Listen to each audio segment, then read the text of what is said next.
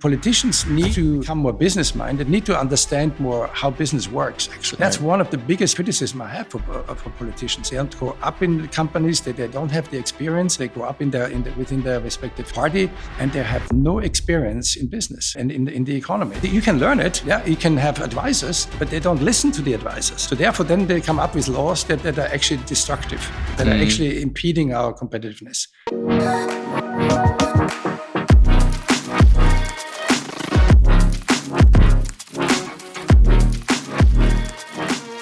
Welcome to Let's Talk About Tech. In today's episode, it's my great pleasure to introduce you to Dr. Rudolf Kinsky. Hi, Rudolf. Hello, Berthold, and thank you very much for the invitation. It's great to have you. You are a Harvard Business School and Law School graduate with more than 40 years of experience in private and capital markets, former president of the Austrian Private Equity and Venture Capital Association, and whatnot. If you're curious, just check out his LinkedIn profile. Quite impressive. Today in our talk, we will speak about the state of private equity and venture capital in Europe, the competitiveness. We will speak about leading economies and how they are still suffering during the multiple crises. They were hit heavy. We're still in stagflation, in recession in a few parts of the world. And as it's a year of elections all around the globe, obviously we'll also talk a little bit about policy. That's great. Let's go for it. So to start with, the start of your career, right? So 40, 50 years ago was after Harvard that you started in New York and then London. And then you suddenly decided to come back to Europe. How did that come about? Well, first of all, why did I leave Austria? It's maybe a way to start, which I did at age 22, almost 23, because I felt that Austria at the time in the mid-70s was had still close borders to the east, the Iron Curtain, and it was a slow-moving country with very little perspective for a young person, and I had relatives in America. I should also say that both my parents were refugees. My father from the Czech Republic, what today's Czech Republic, my mother from Slovenia. My grandfather on the mother's side was an entrepreneur, lost everything. My father had property in the Czech Republic, lost everything. So there was a bit of the feeling, I need to go a different way. I need to take risks. I need to go abroad to learn. I need to go to America in particular. At that stage, America was really the beacon of everything that a young person could aspire to. And therefore, I decided I'll go for it. And I was very lucky that I could go to two of the premier educational academic places in the States, law school, because I studied law in Austria. And then after a few years on Wall Street, I went back to the Harvard Business School and fortified my understanding of business and went on to go to McKinsey and a few other stations. So then I think the next station or the next decision actually that was important in my life was after we already I married an American, I should say. I was married to an American. That's also a reason why I stayed for 13 years in total. But when we had two little children, and after the fall of the Iron Curtain in 1990, we had holidays in Austria, and we looked at each other and we thought that very deeply. So what is our plan for the future? What is our plan for our kids? And we decided we wanted our children to grow up as European. And that was a defining decision. We packed our bags and we moved to London. And that was really good because, I think our kids really are Europeans today. They have embraced Europe and they are all on a good way. And in London, I then also found that the London capital market was a very vibrant capital market, and I had a move into private equity at 3i, which really was my calling in the end. I found that the industry was extremely complex on the one hand, but also extremely exciting, and you could actually move things. You could see how the infusion of capital capital help to develop companies, help to create more innovation, help to companies to expand and fortify their strategic position. So I found that an extremely exciting time at 3i. After 5 years, when I felt, I've learned a lot, I've experienced a lot, I had some good successes in the assets that we put down, I decided, I was 52 at the time, 30 years abroad. The invisible hand of my roots pulled me back, and I decided to move to Austria. Meant that we had to take out kids from the school. My wife, who spoke already pretty good German, had to of course play with it, and she did. And so we moved to Austria with the idea to start a fund in Vienna, and a fund that would invest in Austria and in Central and Eastern Europe. So it was a European concept. That was 2007. Now, 2007, as we all know, was the beginning of the financial crisis. So we were very successful with our concept initially. We had a small team. We got very quickly 50 million euros in soft commitment. But still, people said, well, we're going to go for that. And then the subprime crisis broke in August of 2007. Well, of course, a lot of invitations, particularly to the London market, American banks, etc., were cancelled. Yeah, so the music already stopped for us there. Mm-hmm. And we continued for another year. Then Lehman Brothers came in September of 2008. Then we had to bag it. We gave the money back. We had already looked at Romania, at Poland, Czech Republic. We saw opportunities, but everything was overpriced. That was another thing.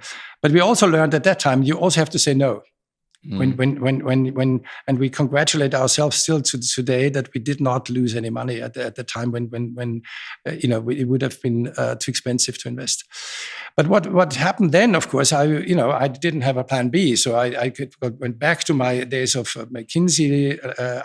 I did a lot of strategic consulting, and eventually moved back into private equity and venture capital. And I helped Apex Ventures, for example, with their fundraising. I'm on the advisory board. So I also got some venture capital experience and private equity. And I think I'm probably one of the few people who have experience in both areas. Right, and you also served as the president of the Austrian Private Equity and Venture Capital Association, where we served together also for some time, right? We did. Well, that was one of the reasons I came back to Austria was I felt I needed to go back to my roots, and also bring to bear my experience, and it's very emotional, but. We are driven. Our energy comes from emotions. I mean, that's just the way it is. And thankfully, we got that. And the AFCO presidency was one of the things where I said, I looked at the market and I said, here in Austria is so much opportunity. We have excellent companies, particularly, the hidden champions. We have excellent startups. We have excellent people, good universities. Innovation is there. Now, why not also see how we can develop the capital market? Because my analysis at the time was, that is lacking. We don't have a properly functioning capital market. Yeah, and especially in private equity, this topic was quite new, right? Venionaire Capital was started 12 years ago, right? Right around that time, right? So when everybody, the market understood and slowly understood, right, that they now need to also look into high-tech investments, venture capital, private equity, etc.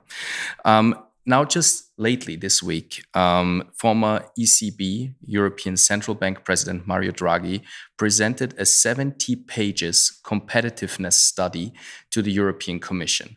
And this was quite surprising, I think, for a few people here in Europe, because he just named down things that we as market insiders know for a long time, right?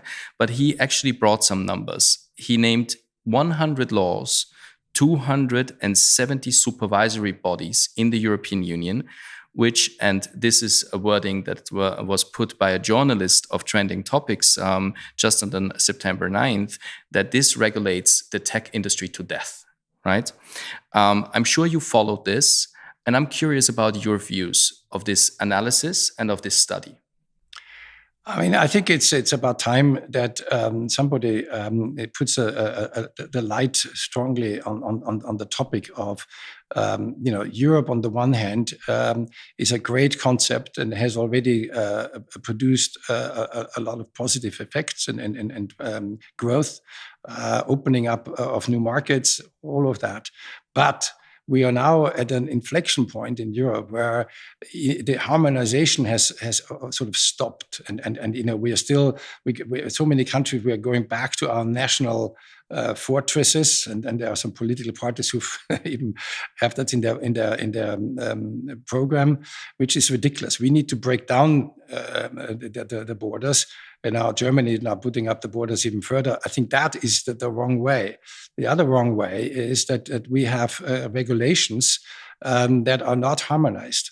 And regulations are necessary, particularly in the capital markets, but also in technology, in order to avoid excesses. Yeah, and I mean, it's not to say that all regulation is bad, but in order to have a level playing field, it needs to be harmonized. So I think he has a very good point there. And the other thing that I'm taking away is we need to think more strategically. We need to see what are the opportunities that we have in Europe. We actually have, probably more startups in Europe than in America. We have more scientists than America, in China in any case. Yeah. So there is so much strength in Europe, but we are not bringing these strengths to bear. We're not allowing these forces to really get into the market, and we don't allow our startups from developing the innovation, developing the products, to actually be successful also in the marketplace, in the global marketplace, because of the regulations. Be it medtech, be it AI, with the directive on AI, we are thinking too much about protecting the consumer, and not enough about what is needed for business. And business pays our taxes. Business creates new jobs, yeah, and the entrepreneurs who are behind it. So we need to think more strategically about the topic, and then come up with solutions. And the solutions need to be on the European level, of course. But my point is also locally. Because of these national economies, and we're still defined by national economies, we pay our taxes here. We need a growth in our local market. We need to also think, therefore, how we can develop our local market better, our local capital market better. Yeah? And therefore, we also need to see that Austria is far behind, even within Europe, in the development of the capital market, despite all the efforts that we and the concept that we developed. And our growth, and Agenda Austria just brought this very interesting statistic. Over the last 5 years, the per capita GDP in Austria actually was negative. And we are the last in the EU in that statistic. Yeah, and that means our productivity is going down the bin as well. So that is a very, very frightening prospect, that we are not able to develop our strengths in the marketplace, and that we are not allowing our companies to grow. And because of all the restrictions, because we don't have a strategy how we can set up our economy in a competitive and best practice way. I think you said something important. It's all the entrepreneurs, it's all the SMEs that in the end create wealth. These are the ones that Correct. are producing 90% or maybe more of the taxes, right, that are cashed in by the local countries in the European Union. And I see that there's a little bit of a lack of also an understanding towards the entrepreneurial mindset or the entrepreneurial journeys, right, that people take at their own risk, right? And also those that actually understand how to support such companies and leverage, right, with private capital again to foster growth of those companies. Now, What I think is interesting is that in the presidential debate that we saw on TV yesterday, one of the candidates was quite clear and said that there is a race to win in AI and quantum computing. The innovation cycles have been faster and faster over time, and I have the impression that the regulator always comes after a certain new technology comes and then regulates and kind of slows down the regulation here in the European Union, instead of putting a framework, rails into place, and let innovation develop and remain in a competitive railed environment, right? A state where we can actually succeed also on a global level. How do you see that? Yeah, I mean, I think when you think about regulation, and we're in Austria, we're actually always gold plating any regulation that the EU comes up with. So we make it even like the Investitionskontrollgesetz as an example. What we need to do, again, it's a strategic view on things. We need to see where is our competition? Yeah, what does competitive really mean? It's on various levels. It's also competitiveness vis-a-vis China and vis-a-vis America. So we kind of need to look above and beyond our local, national, and European setups and see how do we need to position ourselves in everything in the whole economic structure. To bring up laws that are more strict in whatever industry, then, for example, in America, immediately we are at a competitive disadvantage. Yeah? Right. So I think we need to become, politicians need to become more business-minded, need to understand more how business works, actually. And that's one of the biggest points that, and criticism I have for politicians. They are not, they don't go up in the companies, they don't have the experience. They're apparatchiks, most of them. They grow up within their respective party, and they have no experience in business and in the economy. Yeah, so you can learn it. Yeah, you can have advisors, but they don't listen to the advisors. Yeah, so therefore, then they come up with laws that are actually destructive, that are actually impeding our competitiveness. Right, and this is the reason why we are talking, right? To help them and give them a little bit of a glimpse or an idea from the market side. Now, if you would name 4 technologies that will drive the next 20 years with your experience, what would those be?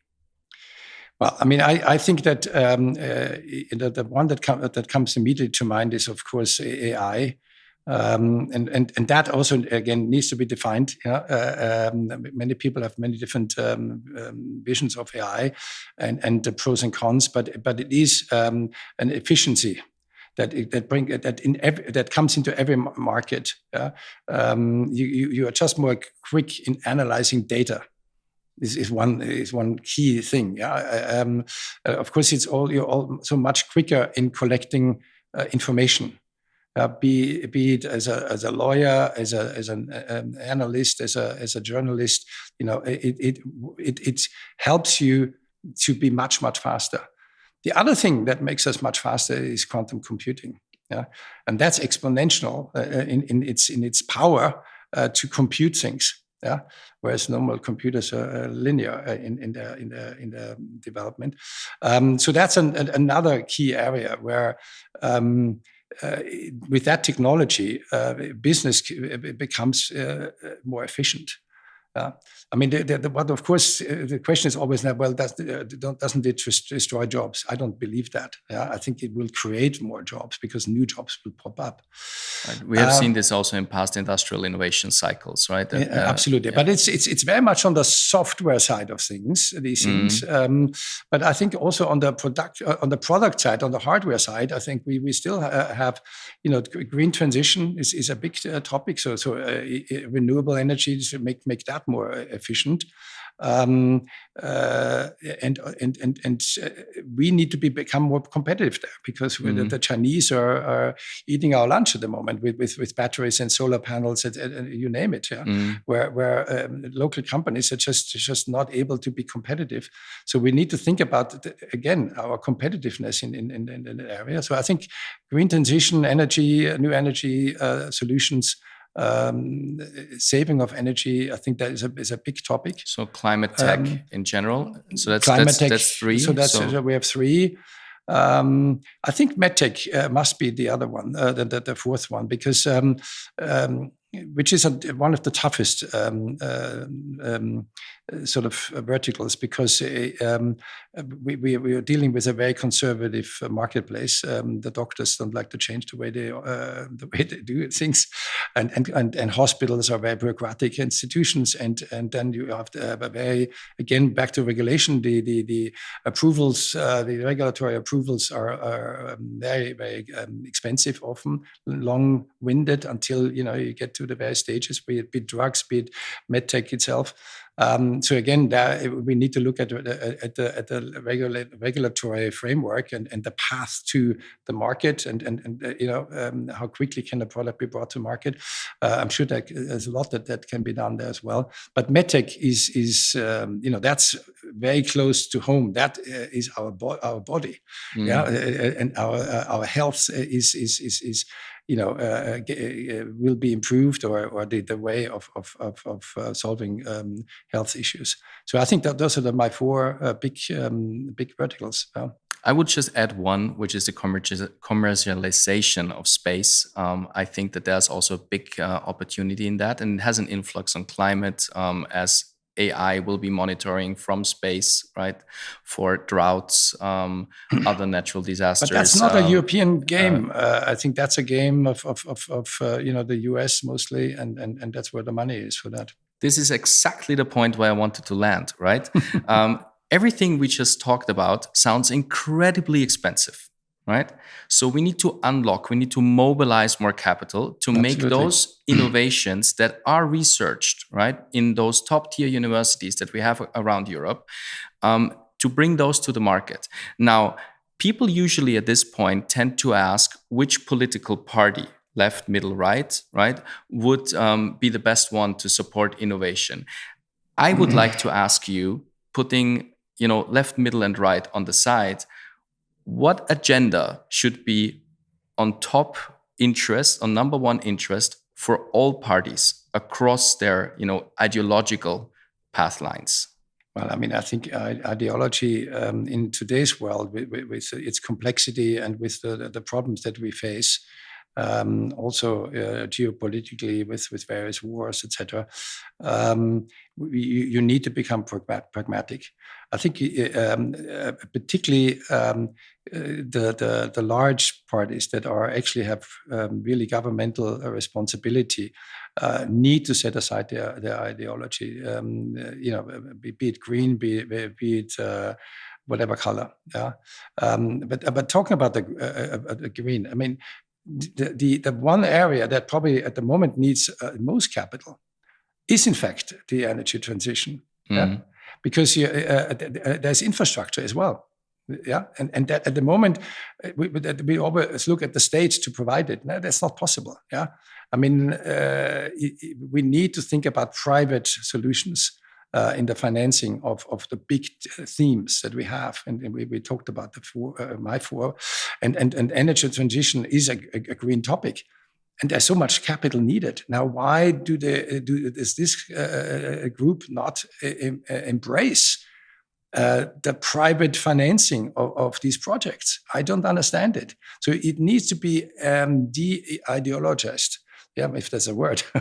Yeah, ideology is okay to get votes, maybe, but in the governmental work, you need to set aside the ideology. You need to look at what the country needs. What do the citizens need? And we need more jobs. We need growth. We need more income. We need wealth and wealth creation.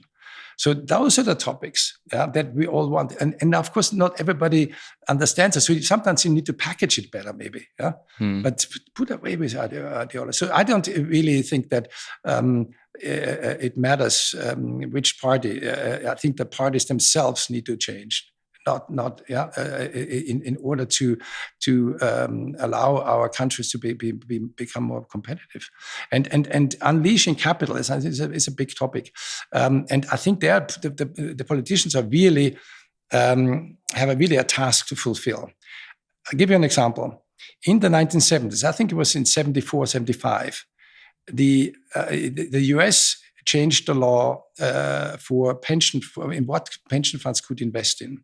So they changed completely this idea that they had to go into risk averse, or have to invest in a risk averse way. Mm-hmm. So therefore they completely unleashed an enormous wealth and amount of capital.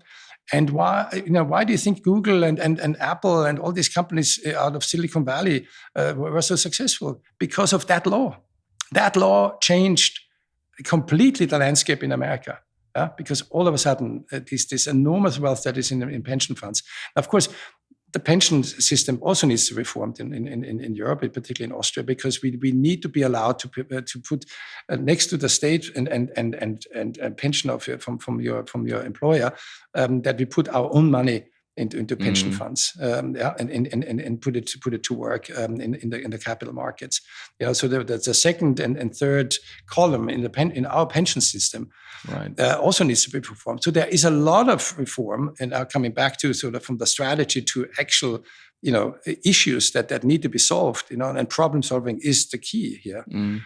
Look at the pension system in other countries. See how the Danes do it. See how you don't need to go to America. Look at what happens in socialist Sweden. How the pension system actually contributes to the economy. We have in Austria about 300